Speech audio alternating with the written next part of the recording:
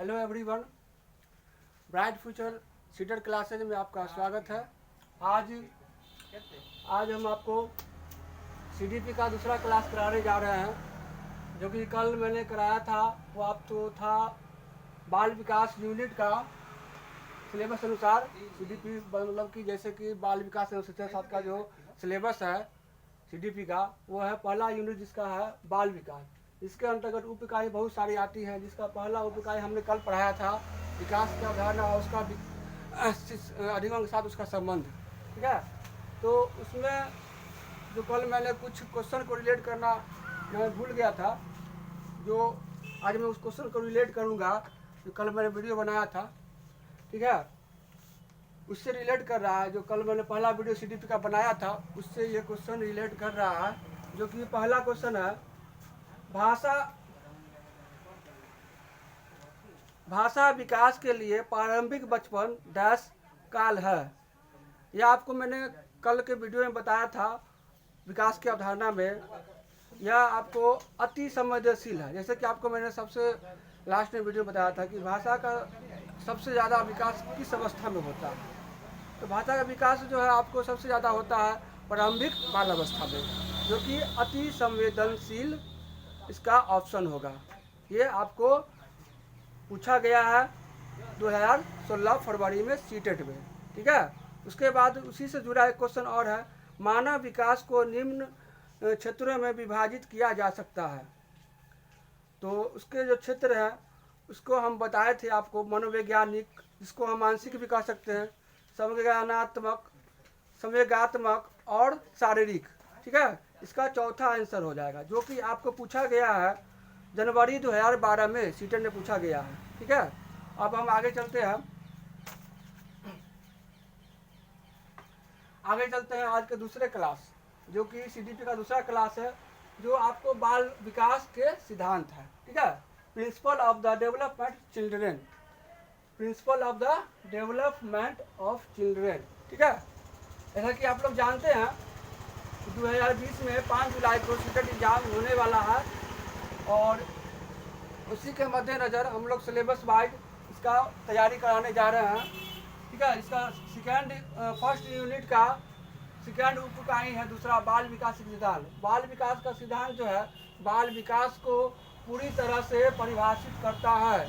जैसा कि हम लोग जानते हैं, बाल विकास जन्म से लेकर किशोरावस्था तक का काल माना जाता है। इसमें बच्चों के अंदर शारीरिक और मानसिक दोनों विकास होते हैं और क्रियाएं होती हैं। इसको ये बाल विकास का सिद्धांत फॉलो करता है। ठीक है, एक तरह से रीढ़ की हड्डी मानी जा सकती है बाल विकास सिद्धांत, पूरा बेस इसको माना जा सकता है इसका सिद्धांत को। ठीक है, इसका पहला सिद्धांत जो है निरंतरता का सिद्धांत। निरंतरता का सिद्धांत जो है आपको, यह विकास की प्रक्रिया जो है निरंतर जीवन पर्यंत चलती रहती है। ठीक है, उसके बारे में कहा गया है। उसके बाद दूसरा है विकास सामान्य से विशिष्ट की ओर होता है। जब कोई भी काम हम स्टार्ट करते हैं तो हम सामान्य प्रक्रिया में ही स्टार्ट करते हैं। एकाएक किसी भी काम में उपलब्धि हम प्राप्त नहीं कर सकते। एकाएक किसी भी क्रिया में हम उपलब्धि नहीं प्राप्त कर सकते। जब भी कोई काम करते हैं तो हम सामान्य प्रक्रिया में ही स्टार्ट करते हैं, तभी हम विशिष्ट योग्यता या विशिष्ट उपलब्धि प्राप्त करते हैं, सामान्य से विशिष्ट की ओर बढ़ते हैं। ठीक है, उसके बाद है तीसरा पॉइंट सी में है परस्पर संबंध का सिद्धांत। विकास जो है एक दूसरे से जुड़ा हुआ है। इसका जो अवस्था है, चाहे वो शैशवावस्था हो, चाहे वो बाल्यावस्था हो, चाहे वो किशोरावस्था हो, ये परस्पर आपस में जुड़ा हुआ है। ठीक है, जैसे कि मान के चलिए, उदाहरण के तौर पर हम बता रहे हैं, जैसे शिशु का दांत का निकलना। शिशु का दांत अगर अचानक निकल जाता है उसको हम अचानक निकलना नहीं कहेंगे। उसका नियम जो है गर्भावस्था में ही पड़ जाता है, 5 से 6वें महीने में। 5 से 6वें महीने में गर्भ अवस्था में ही पड़ जाता है शिशु के दांत का नींव। ठीक है, उसके बाद है ई में आइए, विकास सतत प्रक्रिया है। विकास सतत प्रक्रिया है जो जीवन पर्यंत चलता रहता है, जीवन भर चलता रहता है क्रमिक रूप में, क्रमबद्ध तरीके से। ठीक है, उसके बाद है अगला पॉइंट एफ, बालक के विभिन्न गुण आपस में संबंधित होते हैं। बालक के विभिन्न गुण आपस में संबंधित होते हैं। हर एक बालक का अपना अपना गुण होता है, ठीक है। तो हम उसको किस तरह से मानेंगे? जैसे कि हम आम भाषा में देखते हैं, आपस में बातचीत भी करते हैं, या देखते हैं कि कहते हैं कि जो बच्चा ज़्यादा फुर्तीला होता है, जो ज़्यादा चालाक होता है, मतलब कि जो ज़्यादा शारीरिक क्रिया करता है, वो पढ़ने में भी ज़्यादा तेज होता है। तो इसी प्रकार हम इसमें भी कहेंगे शारीरिक क्रिया पर निर्भर करता है। जैसे कि जो बच्चा शारीरिक क्रिया तेज़ी से करता है वो भाषा को या किसी भी चीज़ को जल्दी सीख लेता है, और जो देरी से करता है वो किसी भी चीज़ को सीखना बहुत कम, जल्दी नहीं सीख पाता है वो, या कोई क्रिया भी नहीं कर पाता है जल्दी से, ठीक है। तो वही है, शारीरिक क्रियाओं पर निर्भर करता है। उसके बाद है जी, विभिन्न अंगों की विकास की गति में भिन्नता पाई जाती है। विभिन्न अंगों के विकास की गति में भिन्नता पाई जाती है। मनुष्य का, तो जैसे कि हम आपको बता रहे हैं, मनुष्य का 6 वर्ष तक मस्तिष्क का लगभग विकास हो जाता है, लेकिन हाथ, पैर और मुंह, कान का विकास किशोरावस्था तक जाकर पूर्ण होता है, ठीक है। उसके बाद अगला पॉइंट है, विकास की गति समान नहीं होती है। विकास की गति कभी भी समान नहीं होती है, वो उतार चढ़ाव कभी तीव्र गति से होता है। जैसे कि आप लोग जानते हैं किशोरावस्था में और प्रारंभिक बालावस्था में विकास की गति तीव्र होती है, लेकिन बीच में जाकर 6 से 9 वर्ष के अवस्था में जो है सो मंद भी बढ़ जाती है ना। जैसे कि बालावस्था में, प्रवर्ती बालावस्था में मंद भी पड़ जाती है कभी कभी, और पौधावस्था में तो रुक भी जाती है, ठीक है। तो मनुष्य का विकास जो है क्रमबद्ध हो सकता है किंतु समान नहीं। मनुष्य का विकास क्रमबद्ध हो सकता है किंतु समान नहीं हो सकता है।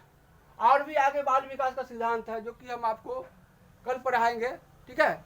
लेकिन इससे रिलेटेड जो अभी हम आपको बताए हैं, बाल विकास का सिद्धांत का जो पॉइंट है, जो भी पॉइंट है, आगे और भी सिद्धांत है इनके अंदर में, जो प्रकार है सिद्धांत का, वो आपको हम कल पढ़ाएंगे। जैसे कि इससे रिलेटेड एक क्वेश्चन है, 2 क्वेश्चन है जो अभी आपको हम पढ़ाए हैं, उससे रिलेटेड ही क्वेश्चन है जो आपको हम बताने जा रहे हैं, जो कि पूछा हुआ क्वेश्चन है सीटेट में, ठीक है। ये आप देख सकते हैं, विकास डैश से डैश की ओर होता है। जैसा कि आप लोग देख रहे हैं, विकास डैश से डैश की ओर होता है, ठीक है।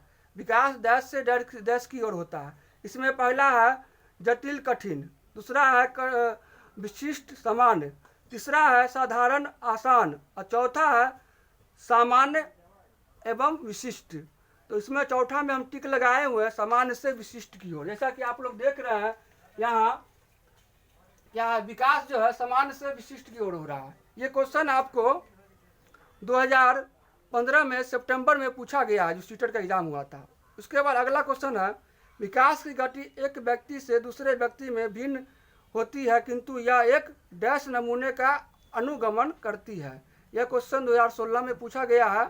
इसका पहला है एड़ी से चोटी, दूसरा है अव्यवस्थित, तीसरा है अप्रत्याशित, और चौथा है क्रमबद्ध और व्यवस्थित। जैसा कि आप लोगों ने देखा है यहाँ, ये विकास जो है, मनुष्य का विकास क्रमबद्ध हो सकता है किंतु समान नहीं। तो यहाँ पर हम क्रमबद्ध और व्यवस्थित को टिक लगा सकते हैं। तो ये हमारा सही ऑप्शन होगा, क्रमबद्ध और व्यवस्थित। ये फरवरी 2016 में पूछा गया क्वेश्चन है, ठीक है। तो दोस्तों आज के लिए इतना ही। तो अगर आपको वीडियो अच्छा लगा हो तो चैनल को सब्सक्राइब कीजिएगा। आपका वीडियो देखने के लिए धन्यवाद।